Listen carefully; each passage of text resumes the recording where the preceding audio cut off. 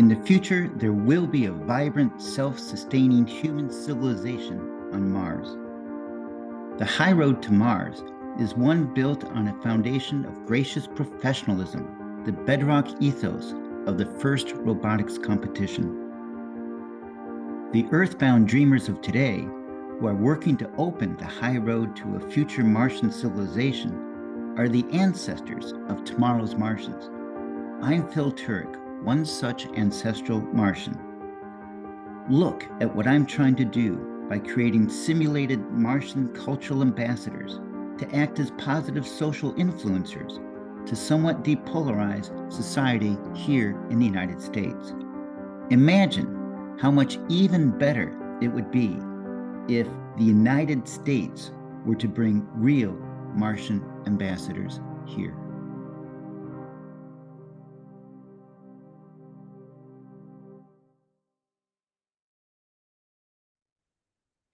Hello, everyone. Phil Turek here. So, been working on preparing a paper and presentations for the AIAA. And, well, it's kind of kludged together, but what I'm going to do right now is just flick through the slides fairly quickly as a draft of what I'm going to do. So let's take a look at that. Okay, so Martians on Earth is kind of what I'm after.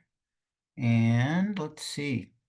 So my talk is aimed towards the American Institute of Aeronautics and Astronautics, and that's a professional engineering group that they don't get involved with politics, but they're very much into technology. So as a warm-up prompt, I'm showing this breakout of the rocket used to send astronauts to the moon more than 50 years ago. And, the lead question is, so what fueled it? And if they're geeky guys, they would say, oh, kerosene and oxygen and liquid hydrogen, liquid oxygen. But of course, what I'm after is to say, well, that's true technically, but it's really national willpower that, enabled the program to send people to the moon. And if we want to have success in sending people out into space more routinely than we are now, then it should be a group effort. The point of this particular slide is that it wasn't one company that did this, it was a group effort. You've got Grumman, you've got Rocketdyne, Douglas, Boeing. Same thing is going to be true about sending people to Mars or establishing a human civilization elsewhere. It's got to be a group effort. Now, the AIAA doesn't get involved with politics, but I'm trying to advocate for science, technology, and society, which is a group that I used to belong to through UCI. So it's a pathway for their involvement. So my big idea goes like this. The United States seems to be polarized, and I'll go into that. But I think having this proposal that I'm putting forward today is a way to depolarize the United States. But for that to work, you need to understand why is it polarized in the first place. And so here we go. Why are we polarized? This doesn't explain it, but it's my first piece of evidence that says, look, something is amiss in the United States relative to other comparable countries. This is a graph showing life expectancy in the United States, and it's declining, and it's been declining relative to other industrialized nations. So why is that? And my claim is, cause and effect, you might not go with this, but my claim is it's because we're not really one United States anymore. We are fragmented.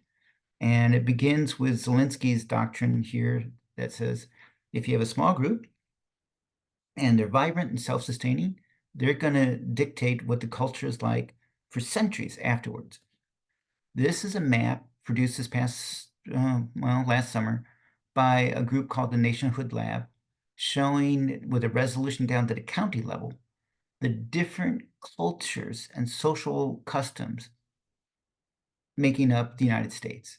And there's 11 major subgroups here, sub-nations, if you will. and they have their own labels that they've created. Here's sort of like a one bullet description of each one of these. So the Pilgrims had, their viewpoints, uh, what do I want to say? The aristocratic components of London had their uh, input on this. There were, uh, well, you can skim through this yourself. I'm going to back up a slide, show you again. So this is what we look like, and it's not uniform in social and cultural values.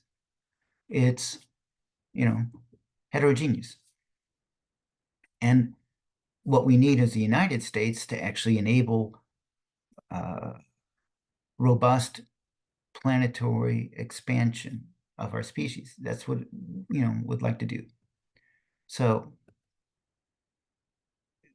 that's kind of why we are polarized right now. Each of these different uh, sub-nations has their own, uh, culture and social values. And, it shows up in our politics, which follows our culture and social values. So if we value central authority, well, that's going to, manifest itself in a particular political party in the United States. And if we, are really objection to that, then it's going to show up in a different political party. So, politics emerges as a result of our different social and cultural values. So that's as close as I'm going to get to politics in this talk. No closer. So what can we do to depolarize the United States a little bit, right? So it's socially and culturally all clumped together, and politically it's now log jammed. So was there anything in common before the United States became the United States? So here's a, early colonial map. My claim is, well, what do you think, right? So what I'm proposing is that we have this competition for high school students to try to create a new national civic narrative, something that all these different subnations can look to and buy into, or at least not oppose, right? Not actively opposing is almost as good as actively supporting. And what I'm wrapping this around is the idea of, okay, how about if we attempt to outline a new Martian civilization? Now, what you see here on the screen is from a robotic competition, and I almost should just, play it again for you. But what it showed there is that if you're red team and your opponent is blue team, well, later on, your alliance might swap. And in fact, it will swap. So it fosters this gracious professionalism, they refer to it. And I feel that that is a key component for anyone that we're trying to recruit towards the purpose of creating a human settlement on Mars. So that's kind of like the framework of this project. And here's some ideas that we try to limit this to maybe no more than 4 teams of high school students.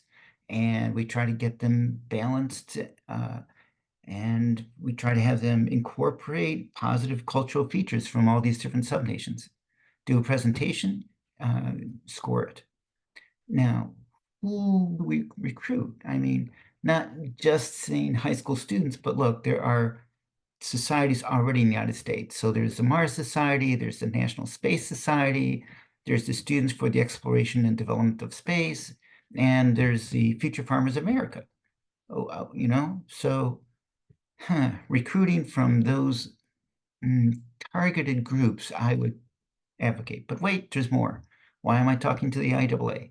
Well, because I want more involvement, right? It's a big project. It's more ambitious than building a Saturn V rocket, and it requires more participants, more stakeholders. So the Nationhood Lab was the group that was identifying the cultural characteristics. Then there's the first robotics competition, just for the aspect of their gracious professionalism. There's you guys, the AIAA, and you're the ones who can put in the technology guardrails that keeps the students from saying, oh, well, we're going to use a black hole. That's not a realistic piece of technology to incorporate, or even natural phenomenon. And then there's this group already that's involved with evaluating governments. So maybe we can persuade them or use their scorecard ourselves and evaluate and score these different proposals. So these high schools teams, they do a presentation, they critique each other's, and then I'm saying, okay, we need to have them, perhaps by judges, perhaps self-select, form an alliance partner. And then a week later, they do their best and final, and then we down select and say, here's the winning proposal. Great. Now what to do with that proposal? So in my past, I was part of a simulated crew on Mars for a 2-week period of time. And this is something that's been going on by the Mars Society. So you can see behind me in the photograph, part of a 2-story Mars base that's out in Utah. And it can hold a crew of 6. And what they do is they do a field season that's like 40 weeks long out of the school year, out of a calendar year. Actually, they follow an academic year. And every 2 weeks, a new crew rotates in. They practice living on Mars, and then the next group rotates in. What I'm proposing is that, okay, so this is just off the top of my head, and this, it can't be that far off, right? So this is what we're going to work with. That, let's say it takes 51 people to establish a culture. I didn't want it to be an even number, and I felt 50 was a minimum. So there you go. And put in these constraints, and here's a graph that shows what that looks like. So the red line is what the population size would be. Each cycle is when the Earth and Mars line up once every 26 months.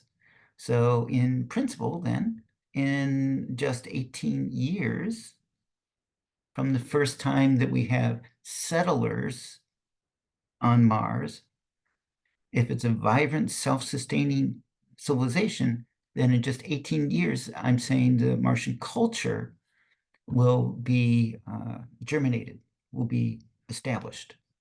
Okay? So you might totally disagree, but do your own calculations and then persuade me, right? So for these first settlers, it's been proposed that we have a population mix that really should be the next slide that shows how many adults, how many kids of certain ages, and so what's that turn into housing? Something like this, about